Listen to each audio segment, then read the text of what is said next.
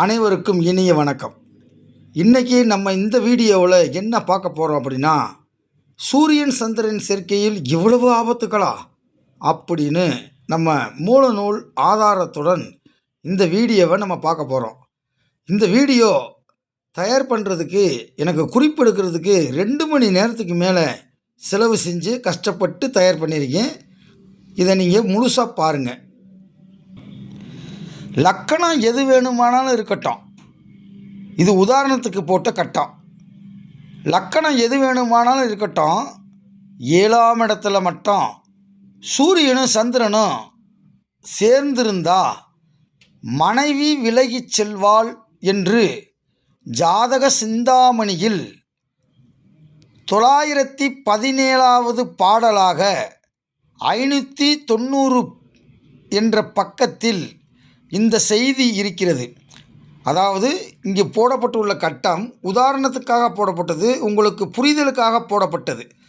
லக்கணம் எது வேண்டுமானாலும் இருக்கட்டும், 7ஆம் இடத்தில் சூரியனும் சந்திரனும் சேர்ந்து அமர்ந்திருந்தால் அந்த சூரிய திசை சந்திர திசை வரும்போது அவனை விட்டு மனைவி விலகிச் செல்வாள் என்று ஜாதக சிந்தாமணியில் ஒரு குறிப்பு உள்ளது.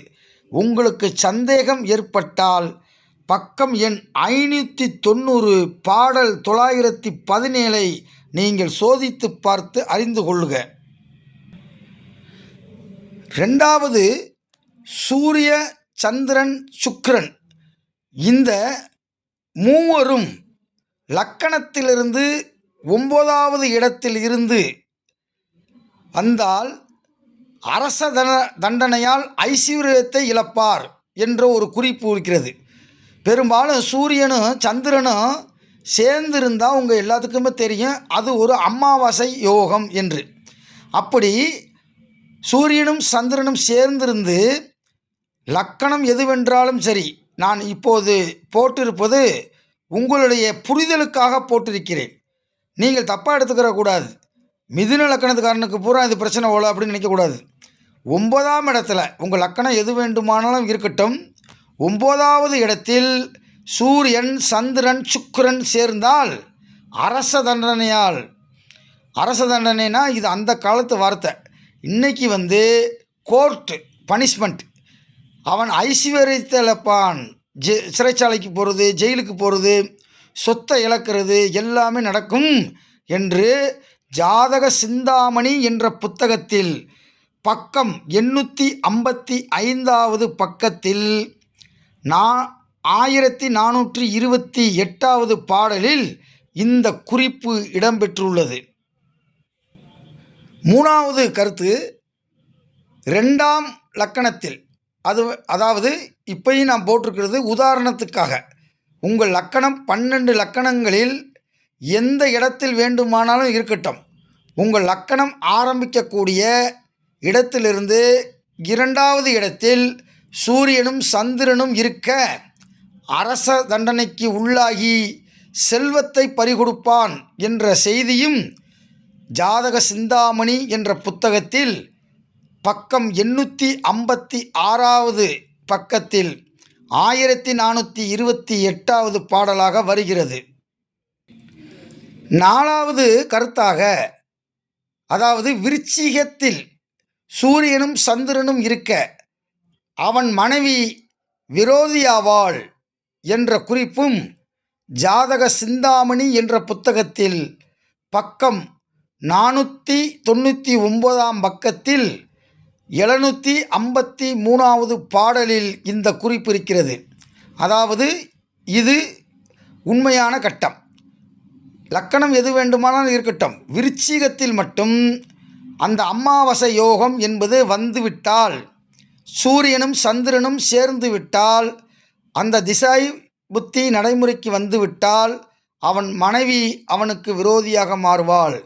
சண்டை போட்டு டைவர்ஸ் ஆகிறது, கணவனை விட்டு போகிறது, கணவன் மீது தேவையற்ற பழிகளை போடுவது என்று சொல்லி ஏதோ ஒரு காரணத்தை சிவபெருமான் ஸ்கிரிப்ட் எழுதி வச்சிருப்பார். ஒவ்வொரு குடும்பத்துக்கும் ஒவ்வொருத்தனுக்கும் தனித்தனியாக அவனுடைய பாவ புண்ணியத்தினுடைய அடிப்படையில் ஸ்கிரிப்ட் எழுதி வச்சிருப்பார். இப்படி சந்திரன் வந்து விருச்சிகத்தில் இருந்தால் ஒவ்வொரு குடும்பத்திலையும் ஒவ்வொரு மாதிரி நடந்து மனைவி விரோதியாக மாறக்கூடிய அமைப்பு இருக்கும் என்று சாதக சிந்தாமணி என்ற புத்தகத்தில் இந்த செய்தி குறிப்பிடப்பட்டுள்ளது. 5வது குறிப்பாக லக்கணத்தில் சூரியனும் சந்திரனும் இருந்து 7ஆம் இடத்தில் செவ்வாய் அமர்ந்தால் தேரில் விழுந்து மரணம் என்ற செய்தி 3 வகை ஜோதிட நூல்கள் என்ற புத்தகத்திலே இந்த குறிப்பு உள்ளது. இப்பையும் உங்களுக்கு நான் சொல்லுவது இது உதாரண கட்டம். கும்ப லக்கணத்தை எடுத்துக்கொள்ளக்கூடாது. உங்கள் லக்கணம் எது வேண்டுமானாலும் இருக்கட்டும். அந்த லக்கணத்தில் சூரியனும் சந்திரனும் இருந்து 7ஆம் இடத்தில் செவ்வாய் இருந்தால் மட்டுமே இந்த சூத்திரம் அவர்களுக்கு பொருந்தும். அப்படி இருந்து சூரிய திசையோ சந்திர திசையோ செவ்வாய் திசையோ வரும்போது அவன் தேரில் விழுந்து மரணமடைவான் என்று 3 ஜோதிட நூல்கள் என்ற ஒரு புத்தகத்தை தஞ்சாவூரில் உள்ள தமிழ் ஆராய்ச்சி கழகம் ஒன்று வெளியிட்டுள்ளது. அந்த புத்தகத்திலே இந்த செய்தி உள்ளது. பக்கம் 58, பாடல் 88. முடிந்தால் அந்த புத்தகத்தை நீங்கள் வாங்கி இதை சோதித்து அறிந்து கொள்ளலாம். 6வதாக சூரியனும் சந்திரனும் கன்னியில் இருந்து இவர்களுக்கு முன்பாகவும் பின்பாகவும் பாவக்கிரகங்கள் அமர்ந்திருந்தால் இரத்தம் கக்கி சாவான் அல்லது தூக்கு போட்டு இறப்பான் என்ற செய்தியும் 3 ஜோதிட நூல்கள் என்ற புத்தகத்தில் 56வது பக்கத்தில் 86வது பாடலில் இந்த செய்தி இடம்பெற்றுள்ளது. என்னையா சூரியனும் செவ்வாயும் சேர்ந்தா ஒரே பயமாக இருக்குது, அப்போ சூரியனும் செவ்வாயும் சேரக்கூடாதா அப்படின்னு நீங்கள் கேட்குறீங்க.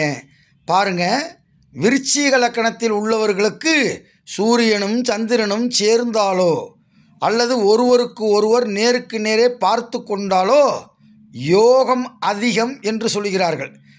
இப்போ விருச்சிக லக்கணத்துக்கு சூரியனும் சந்திரனும் யார்? தர்ம கர்மாதிபதிகள். 9க்குரியவனும் 10க்குரியவனும் சூரியனும் சந்திரனும். அப்போ விருச்சிக லக்கணத்தில் பிறந்தவர்களுக்கு இந்த சூரியனும் சந்திரனும் இணைந்திருந்தாலோ சேர்ந்திருந்தாலோ அந்த திசாபுத்தி காலங்களில் அவர்களுக்கு யோகங்கள் கொட்டும் என்று 3 வகை ஜோதிட நூல் என்ற புத்தகத்தில் 117வது பக்கத்தில் 62வது பாடலில் இந்த செய்தி இடம்பெற்றுள்ளது. அடுத்து 8வது சூரியன் சந்திரன் சேர்க்கை.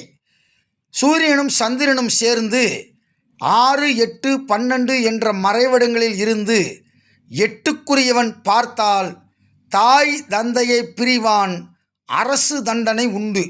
அதாவது லக்கணம் எது வேண்டுமானாலும் இருக்கட்டும், நான் இங்கு போட்டிருக்கிறது உதாரணத்துக்குத்தான்.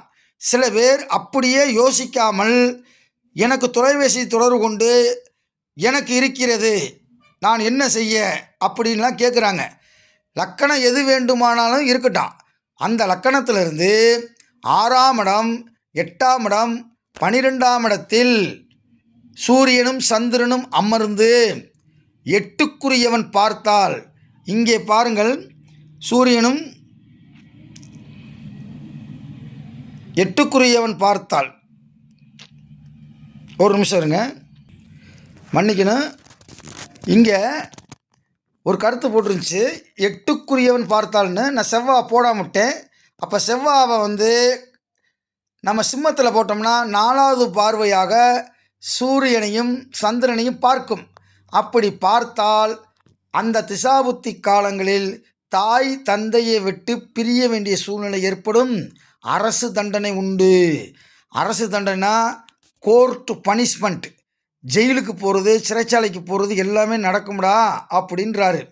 ஜாதக கணிதாமிர்தம் அப்படின்னு ஒரு புத்தகத்தில் உள்ளது. பக்கம் எத்தனை, அந்த பாடல் எத்தனை என்பது என்னுடைய டைரியிலே நான் குறிப்பிடவில்லை. ஆனால் இந்த செய்தி இந்த புத்தகத்திலிருந்து நான் எடுக்கப்பட்டது.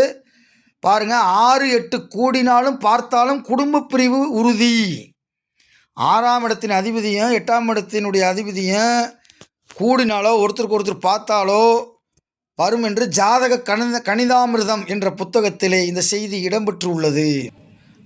9வது சூரியன் சந்திரன் சேர்க்கை, அதாவது சூரியன் சந்திரன் லக்கணாதிபதி.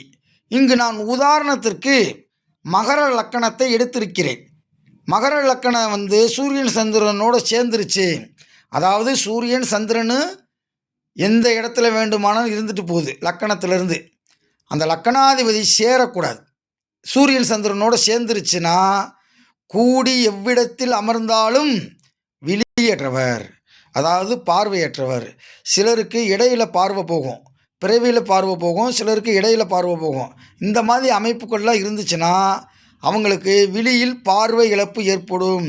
இந்த செய்தி அனுபோக ஜோதிட ரகசியம் என்ற புத்தகத்தில் 76வது பக்கத்தில் உள்ள செய்தி. அதே மாதிரி சூரியன் செவ்வாய் சேர்ந்தாலே நமக்கு பிரச்சனையா? இல்லை. அது எந்த இடத்துல இருக்கணுமோ அந்த இடத்துல இருந்தால் அது பெரிய பேரையும் புகழையும் உடையதாக இருக்கிறது. பாருங்க, சூரியனும் சந்திரனும் இணைந்து 2ஆம் இடமோ 9வது இடமோ 10ஆம் இடத்திலேயோ அமர்ந்தால் பெரும்புகழ் உடையவன். ஜாதக அலங்காரம் என்ற புத்தகத்தில் 368வது பக்கத்தில் 279வது பாடலாக இந்த செய்தி வருகிறது. ஆக சூரியனும் சந்திரனும் இணைந்திருந்த அமாவாசை யோகத்தில் பிறந்தவர்களுக்கு மட்டும் நான் 120 குறிப்புகளை என்னுடைய டைரியிலே எழுதி வைத்திருக்கிறேன். பாருங்கள் எவ்வளவு குறிப்புகள் எழுதி வச்சிருக்கேன்னு. அதில் உங்களுக்கு நான் இப்போ சொன்னது வெறும் 10 செய்தி. இன்னும் இவ்வளோ குறிப்புகள் இருக்குது. நான் குறிப்பு எடுக்கும்போது எப்பயுமே எந்த புத்தகத்தில் படித்தேன், அது எத்தனாவது பக்கத்தில் இருக்குது, எத்தனாவது வரியில் இருக்குதுன்னு முதற்கொண்டு நான் எழுதியிருப்பேன். ஏன்னா நாளைக்கு ஒரு ரெஃபரன்ஸ் வேணும். ஒரு வீடியோ நம்ம போடுறோம் அப்படின்னா அதுக்கு எவிடன்ஸ் வேணும். நம்ம ஸ்டூடெண்ட்டு பார்க்குறவங்க, ஐயா இந்த கருத்தை நீங்கள் சொல்லியிருக்கீங்க, இந்த கருத்து எந்த புத்தகத்துலையா இருக்குது அப்படின்னு யாராவது கேட்டால் நான் டக்குன்னு இந்த பக்கத்தில் இந்த புக்கில் இந்த வரியில் இந்த செய்தி இருக்குது அப்படின்னு சொல்லணும். அதுக்கு ஆதாரபூர்வமாக சொல்லப்பட்டது. ஆகவே சூரியனும் சந்திரனும் இன்னும் சேர்ந்திருந்தால் பல வகையான துன்பத்தையும் இன்பத்தையும் தருகிறார்கள். எந்தெந்த இடத்துல இன்பத்தையும் எந்தெந்த இடத்தில் துன்பத்தையும் தருகிறார்கள் என்று மீண்டும் அடுத்த வீடியோவில் பார்ப்போம். இப்போது ஒரு சிறிய பதிவு தான் இந்த பதிவு என்பதை சொல்லி உங்களிடமிருந்து விடைபெறுவது முனைவர் தமிழ் இனியன். வணக்கம்.